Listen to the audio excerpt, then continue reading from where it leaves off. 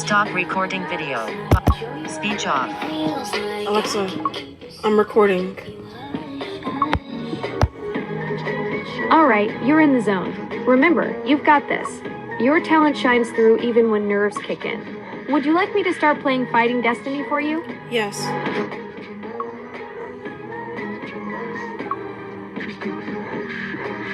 Resuming Fighting Destiny from Audible. This book contains themes of mature content. My oxygen level hadn't gone back to normal since his mouth was on mine. My legs still trembled with need. I hated it. Hated him.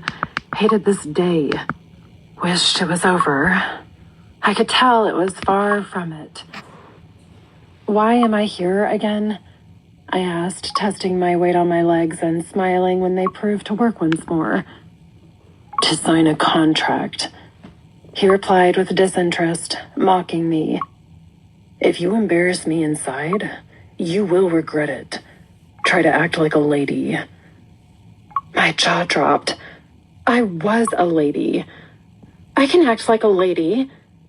His eyes mocked me, as if he was saying, prove it.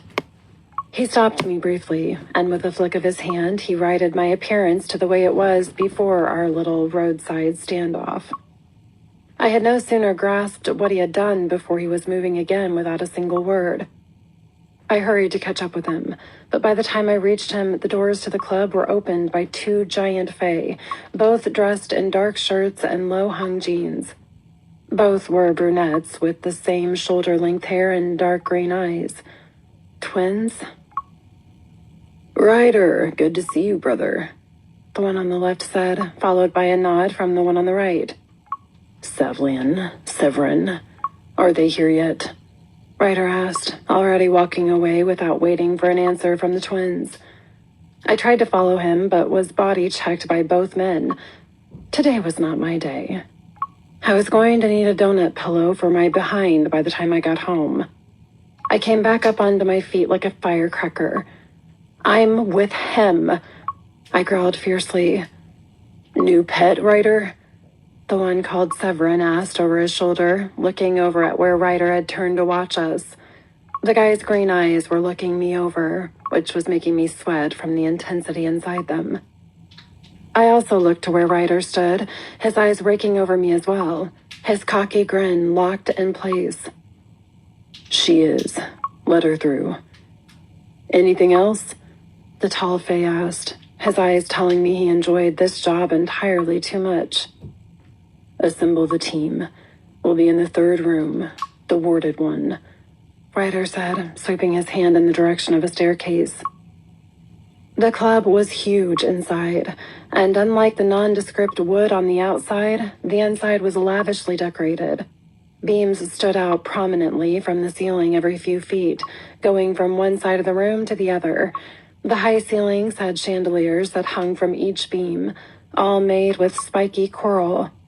The tables had similar, much smaller ones that hung on chains from the same beams, lighting up the tables and also dimly illuminating a more private setting in the back. Celtic designs were highlighted on the walls, light shining through them from behind the frosted glass paneling. Brighter blue lights lit up the bar area through more frosted glass. The stage was set up for a performance, guitars and other instruments laid out as if the band had just stepped out for a smoke. The stairway he was walking to lit up before his foot could even touch the first step, as if it was aware he was on it before he actually was. I watched as each step he climbed changed to a different color before I attempted to step on it myself. My eyes bulged as I stepped on it and a siren went off across the room. My eyes went up to meet Ryder's golden stare. He turned and kept walking as if nothing had happened, so I continued to follow him, watching as each step he took changed from the beautiful rainbow colors to crimson red as I stepped onto them. It was an alarm system, as if the stairs could tell the difference between my steps and Ryder's. When we reached the top, a long, winding hallway stretched out before us. Ryder's long strides were difficult to keep up with, but I managed, just barely. While I wasn't short by normal standards, I was when compared to his long legs. I had to jog to catch up, just to fall behind as soon as I did. Why are we really here? I asked, looking behind me as I felt something slither over my skin. I shook my head and brought my eyes forward just in time to collide against Ryder's chest. I jumped back as if he was on fire. Consider it another part of your interview. I rolled my eyes and rubbed my arm where I felt something touch my skin. There was nothing there, but the feeling had yet to leave my skin. I stood, shifting from foot to foot, wondering what he would make me do now. I didn't have to wait long before 10 well-built fae dressed in dark-colored clothing walked up behind us, blocking my exit. I stepped back away from them. The odds of fighting them all were slim if they decided they wanted to fight. Hot breath touched the side of my neck, and I instantly realized I'd stepped toward Ryder for protection. He'd probably help them beat the shit out of me. Behave, or I will make you. Ryder growled low and huskily into my ear, quiet enough that those striding toward us wouldn't be able to hear him. I watched the men get closer, their features hidden in the shadows by the hallway's dim lighting. As they all got closer to where I stood, motionless and on high alert, my hands itched for weapons I'd left at home. I hated that I was defenseless except for my spells. They nodded their dark heads in Ryder's direction before he opened the door behind us and walked through, the others waiting for me to follow his lead. I did, but the moment I passed over the threshold, I felt it again. The slithering. And then a violent pain rocked me, and nausea fought to get out from my throat. "What the heck?" I shouted, even as I tried to keep the bile at bay. "It is magic-proof," someone behind me said, pushing past me into the room. "Well, at least from your kind of magic," he snorted. I held my hand out in front of me. The scars normally hidden by the faint glamour I usually generated to hide them now showed vividly. Whatever they had inside this room stripped all magic from me, all glamour. I was officially 100% fucked. They watched me, seeing me. A witch was normally covered in spells. Most ran out of room and would be forced to use their faces or necks to complete their spells. Most were ruined of flesh by the time they had hit my age. I had one spell to bar fae from using me for sex, and that had been done at the hairline of my neck. 2 stars sat on my shoulders, marking the 2 deaths that had touched my soul, and another on my hip to always remind me of what happened. The rest were not visible unless I chose them to be, or unless I stepped under a blacklight. "Fuck me. She isn't all fuglied out," the fae Ryder had referred to as Savlian said as he came around, his eyes narrowed slightly. He took in my features more carefully. I glared at him, and then closed my eyes briefly as nausea rolled deep inside of me. Removing power that quickly was dangerous, and it was taking everything I had to stay upright on my feet. Ryder was watching me intently. It took a very powerful witch not to succumb to the loss of their powers. Most would be flopping on the floor at his feet like a fish out of water. I flicked my gaze to the walls.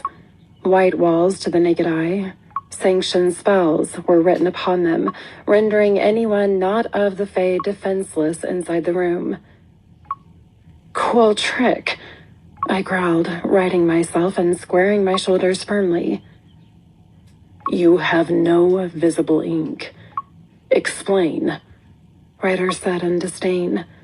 I smiled coldly, unwilling to share my secrets with him. "Want another example of why you don't want to fuck with me?" "I don't need ink," I whispered, narrowing my eyes at Ryder. "Explain." "I can't explain it. Not here." "Try," he barked angrily. "I can't. Not without having a target on me. So unless you want to give me one..." I let the question trail off, leaving it for him to figure out.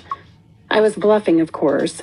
If I stepped out of the room, I could call up the power to light up my spells, but he wasn't on my need-to-know list as far as I was concerned. Sinjin, bring me the contract. Zaruk, get to it. I wanted to leave, like this instant. The slithering feeling had yet to go away, as if something was literally crawling over my skin. I hated being unarmed.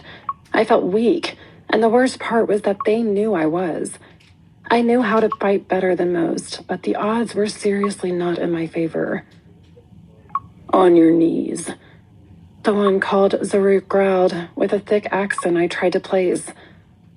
On my knees? I exhaled slowly. I was in severe need of a stiff drink. Zaruk, give her some options first, Ryder said, moving to lean his shoulder against a barren wall. There was nothing else I could immediately see inside the room, other than white walls and marble flooring, which was also white. It looked sterile, and just made me want to run away. Choices are overrated. She won't tell us anyway, Zaruk said. He was dressed in a white robe similar to one from Assassin's Creed. His face was hidden until he turned and looked directly at me. Tell us why you hate the Fae. Marie couldn't explain it, since it was not her story to tell us. I watched him push his hood back, revealing yet another Fae, beautiful yet deadly. His eyes lit up in an electric blue color, which only made him more stunning, with dark shoulder-length, wavy, dark blonde hair and perfect bronze skin. Fuck you, I snarled, tearing my eyes from him and leveling Ryder with a murderous glare. They had no fucking right. You want me to work for you? Fine, but that doesn't give you the right to ask stupid questions. Told you. She's got stubborn written on her forehead, Ryder. Zaruk laughed harshly. My knees were kicked out from behind me violently. It was the same as had been done the day before inside his vault. I kept my eyes leveled on the dark prince. I came with your stupid mark on me because you said it would protect me. I flinched as a knife blade was brought to my throat and my hair was grabbed hard from behind. You will address him with respect, bitch. The words were cold, calculated, and filled with promise of death dripping from each syllable. I said no other Fae could touch you without my permission, Cynthia. Do it, Zaruk. No more fucking around. If she won't tell us, we will take it. Ryder's voice trailed off, sending shivers racing down my spine. The knife was removed from my throat, and the slithering on my skin intensified.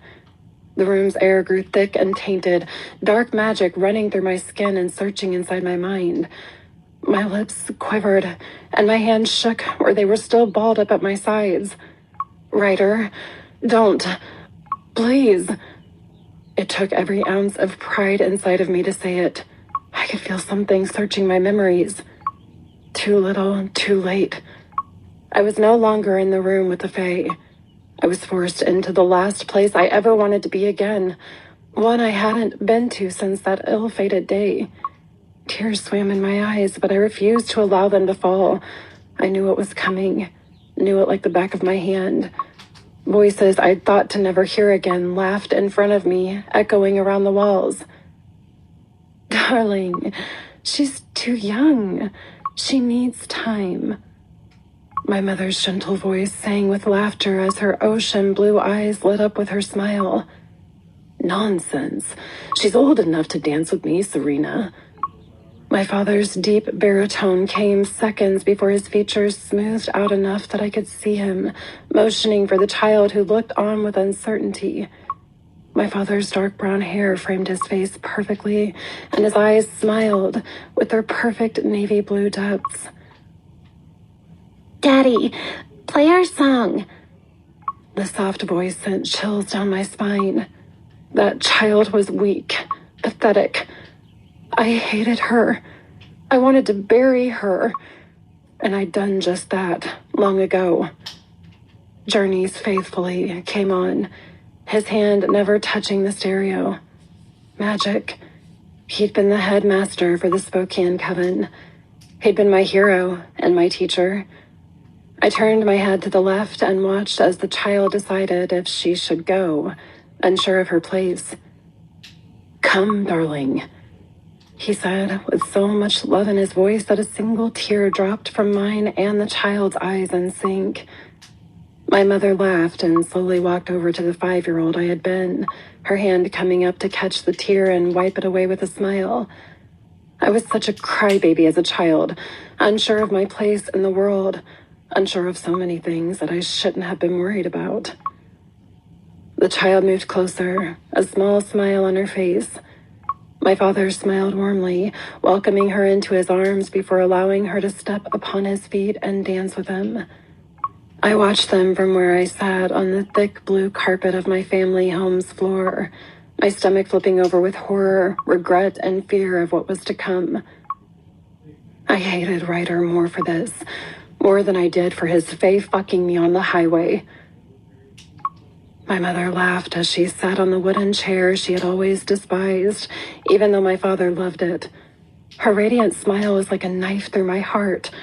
I wanted to scream, to warn them, but I knew nothing I did now would change what was coming. I'd relived this nightmare until I knew every detail intimately. The song ended, and the child stayed. She was mesmerized by him, my father. He was her everything. Always kissing scrapes and scaring the fears away. He'd always been there, always, until they took him from me. I looked toward the door. I knew what was coming. It always did. The door shook from the impact of a heavy fist pounding on it. They both went stiff. The wards in the house pulsed and flared with angry red lettering, warning them of evil intent. They knew. Every time I saw this, it was obvious they knew what was coming, what was happening. And every time they were still helpless against what was in store for them. I wanted to scream. I needed to, but I didn't. I settled for shaking my head. It too was useless. "Cynthia, come with Mommy. I need you to be big for me. Can you do that?" Her voice was low and it trembled. Every fucking time. I wanted it to end. I searched wildly with my eyes for a way out. I hated this part. I didn't want to see it. "Stop this!" I cried to no avail. "I can, Mommy. I promise." I wanted to slap the child, to make her blind, make her not see it. And then maybe, just maybe, I'd have lived a normal life, one not haunted by this dream. My mother opened the hidden door behind the fire grate. She stopped long enough to kiss the child on her cheek. She wanted to say something, but the door was splintering and crashing into the house as it was kicked in. "Go," she whispered, pushing the child through and closing it. 5 men swarmed the room, death in their eyes. Their strides. Fucking Faye. All of them. Dark and light working together. Fucking Faye.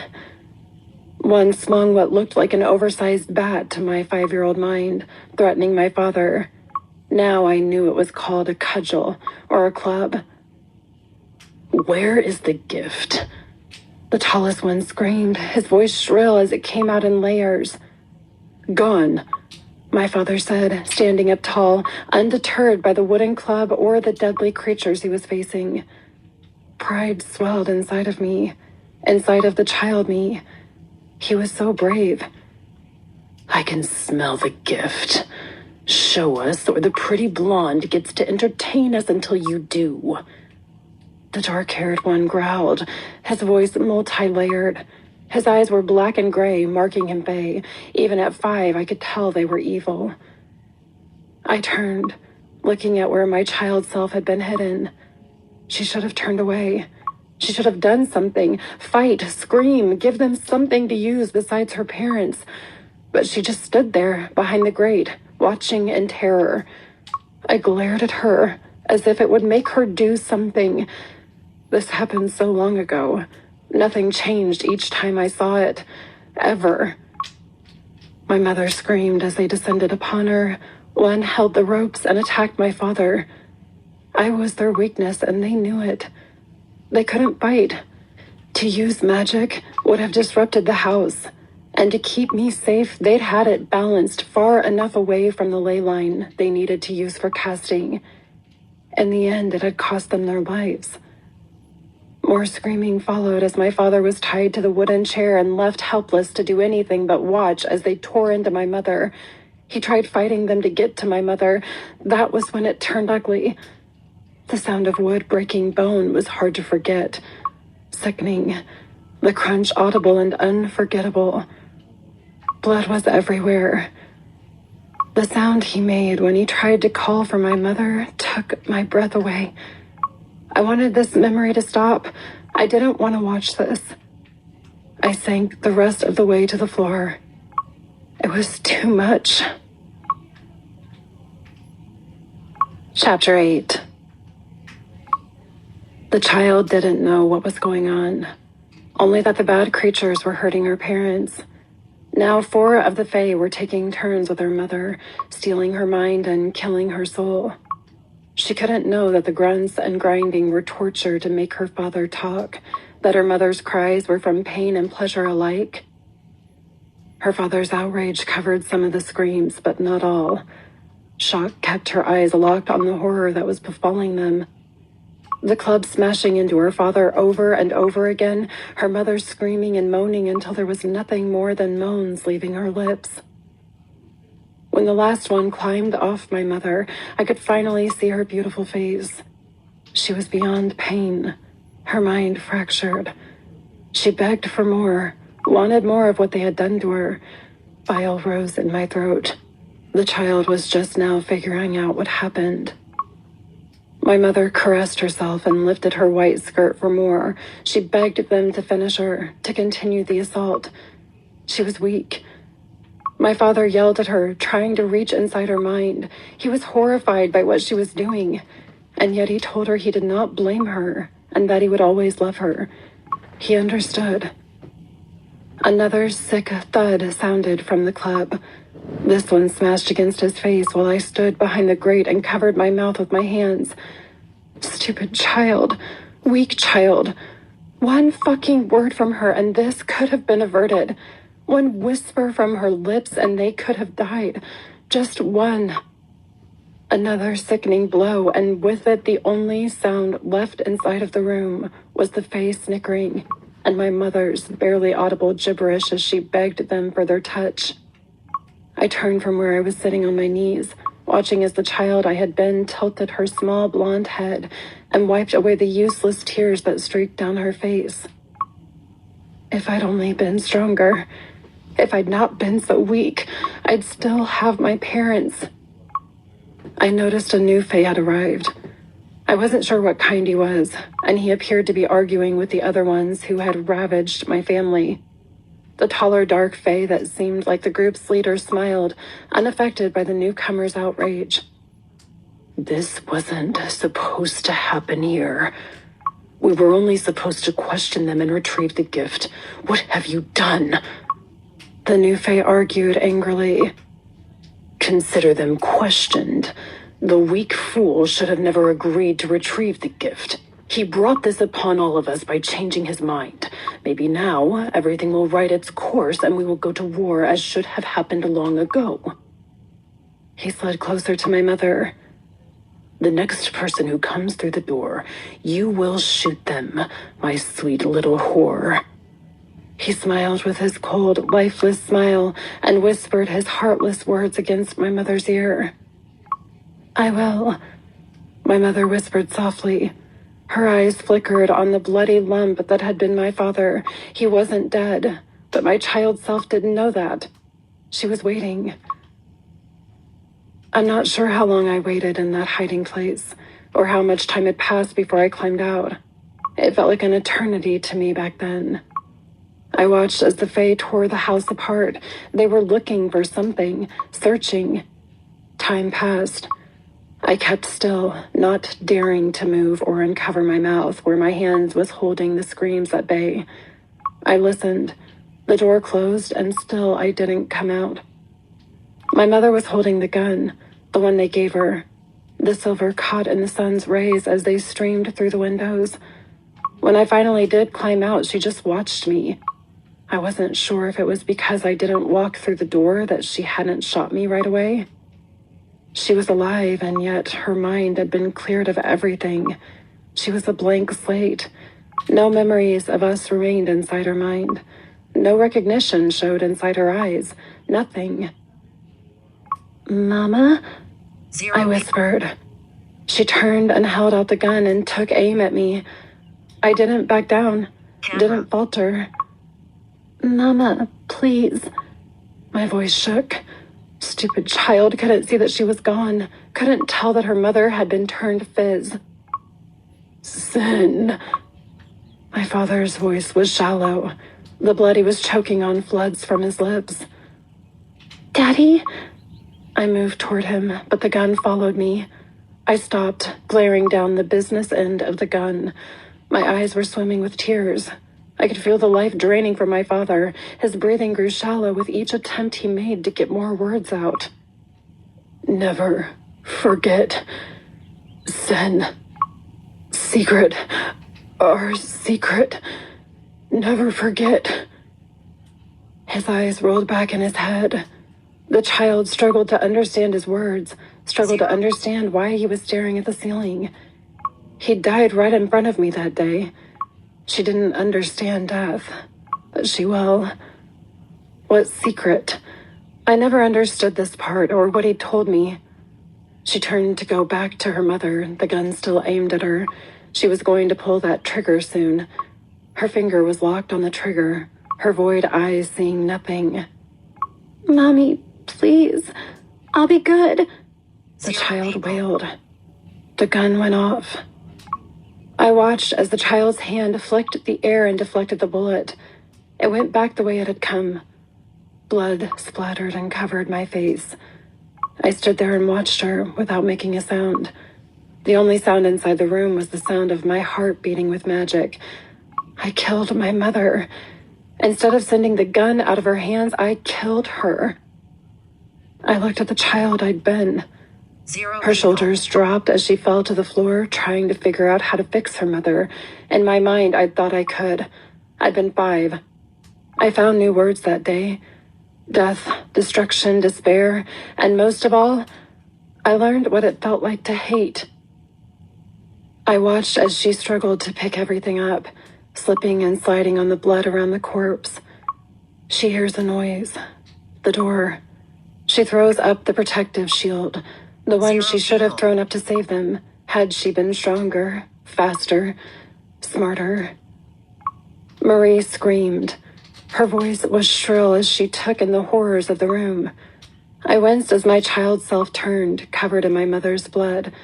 I didn't let her into the protection of the spell, and she wasn't stronger than the child I had been. Alden came in behind her. His gasp grated on my nerves.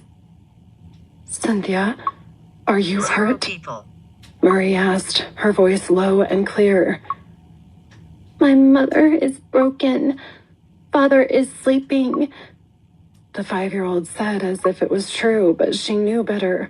She knew by then that they were dead. She could feel the loss of them inside of herself.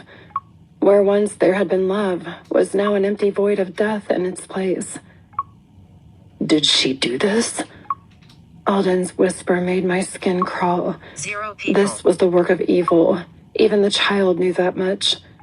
In the end, she would blame herself because father had been a warrior and he'd died to protect her.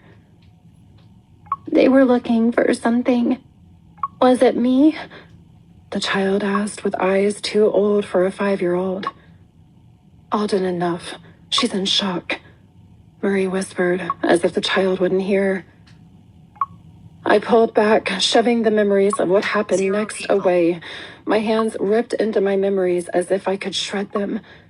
I won't relive the next part, taking their souls. At 5, I was stronger than any other witch. History would record the details of what transpired next. I'd be a lab rat for Alden for years after the deaths of my parents because of it. "Enough. We risk damaging her mind if you continue," Ryder said softly, his voice penetrating the illusion. Zero people. The room turned white again, my body shaking with violent spasms. I ground my teeth together, wanting to kill them for seeing what happened. Interesting. They were looking for something. The Fae behind me said. Driston cleared his throat. I don't recognize any of them. They look enough. Ryder interrupted sharply and glared at him. I blinked, bringing the room back into focus as I fought for air and stood even before I found my balance. My chest heaved from the pain of reliving the worst day in my life. My eyes flicked to Ryder's golden gaze. He looked almost puzzled and disturbed by what he had seen. I turned to push past his men, but I was boxed in, as if they knew I would leave. I hated what I found in their eyes. Pity. Move, I snarled, wanting to get the fuck out of there, to go home and curl into a ball until the feeling of hate and hopelessness passed. It normally took days. She was a victim, Saruk said softly. I am not a victim, I growled low and clearly pronounced each word. No? Then what are you? He asked, angered by my words. I'm a survivor. Saruk bowed his dark blonde hair. I'd never allowed myself to be a victim from that day forth. I'd fought hard and was best in the class I graduated with from the Guild Academy. Marie had been there every step, helping me, cheering me on. Alden had blamed me, but with good reason. I'd pulled their souls and refused to allow them to leave me. Fear was a bitch. It could make you do things you never thought yourself capable of. I'd pulled their souls before I had known what I was doing. It had been grief which made me act hastily, mixed with young age and too much power. I'd ended up branded with 2 stars upon my shoulders as a reminder of my first failure in life. She's damaged. Stop recording video. Another inside the room said, as if I wasn't standing right there. You have no idea. Damaged makes me look normal. She is. Can she do the job we need her to? Driston asked. I hated that they had ripped these memories from my mind, and yet this time when they replayed it, my father's words had not been so silent. When it was happening, my mind wouldn't grasp what he'd said. Fuck you, and fuck your job, Ryder. I'm out of here. I growled and turned with every intention of walking out. Call the guild. Get Alden on the phone, Ryder said smoothly. I exhaled and closed my eyes slowly, fighting for composure. I'm damaged, and others can use glamour. I offered him a solution to his problem. I don't want others. I need the best, and you came highly recommended by Marie. I blinked and turned, looking at him over my shoulder. Marie is dead, I snapped angrily. She is, but she was a friend of my father's. Ryder supplied. Find someone else, I barked, wanting out of the room. I felt as if the walls were closing in around me. Call the guild. He snapped at the Fae closest to the desk that sat against the back barren wall of the room. You just fucked with my head. What do you expect me to do? Kiss your boots, fairy? Wrong girl to ask that from. I sneered coldly. Quite the opposite. I think you are the right girl for the job.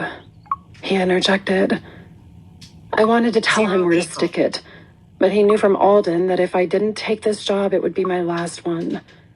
I could run, live by myself, but I'd probably be signing Adam and Larissa's death warrants too. That was something I wouldn't do, and he knew it, which made him dangerous. I have a contract written up. You will sign it. I glared at him, without confirming or denying I would be signing anything. You sign it. I will not yield to you, Ryder, I snapped. His lips tightened. Oh, but I think you will yield. You will do more than just yield to me. He snapped his fingers and the door to the room opened. You will lie down and yield, even if it includes you begging me to allow it. Sin. Adam's voice pushed me over the edge, my anger boiling over the rim. Startled, I looked at him sharply. How long had he been here, and how much had he seen? You asshole! I snarled at Ryder, uncaring who heard or who pulled a knife. I was ready to attack. Sin, be careful. Alden is signing his own contract right now. It's why I was sent over here. Adam advised at my side. I bet he is. Alden could count his fucking days. They were numbered by forcing me into this damn corner. It seemed like he had been abusing his power since Marie had been killed. It was widely rumored that he'd been taking jobs from the highest bidder, and that was against the laws of the guild. It had been created to protect the human race, not line our pockets. Fine, I snarled, holding my hand out for the contract. Ryder smiled coldly as if he'd won. I rolled my eyes as he grabbed my hand instead of handing me the contract. His fingers curled around my own, reminding me of what had happened on that abandoned stretch of highway. I tried to pull my hand away, but he was stronger, and his pull brought my body flush against his. Let me go now, I cried, the memories of my mother coming to the fore with a vengeance. He released his hold, as if the memories had also flooded his mind. His eyes narrowed as he took in my ashen color. Maybe if I was crazy enough, I could get out of this before signing his stupid contract. His lips turned up wickedly at the corners. I narrowed my own eyes, wondering if he was reading my mind. I knew some Fae had the ability to do so, but I was unsure what powers he had, and until I could figure it out, I'd need to be damn careful what I allowed to enter my mind. I discarded the thought and walked to the desk. The vellum, which the contract had been written on, was gray, and it sent chills up my spine just looking at it. Legend had it that the Fae had made contracts on the skin of those who committed treason against their race. They skinned them alive and kept them in a suspended state until they grew more, only to take the next skin the traitor grew.